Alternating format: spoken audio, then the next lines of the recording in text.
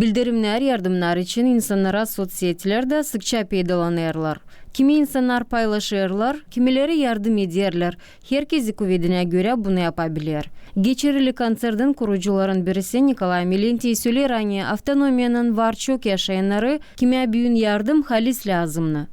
Yardımcı konserde geçirmeye teklifle grupamıza geldim, tutturdular bu fikri. Kafenin yöndericisinden laf ettim. Bu hayırlı iş, bunun için tutturdular hem yardım ettiler. Konsertin publikasını sıcak salonda ikram ettiler.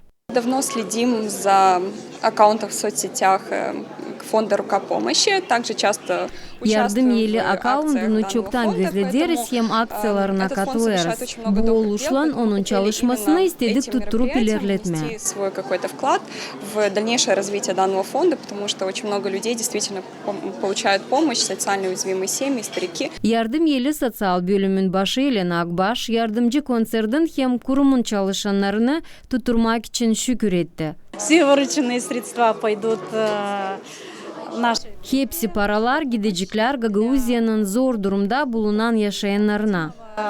Старикам, нуждающимся из Гагаузии. Yardımcı konserde cover grupası 2 saatlik programmasından geçirdi. Svetlana Dimitroglu, Elena Radkoglu, Vladislav Tabachuk, Artyom Topal, GRT Haberler.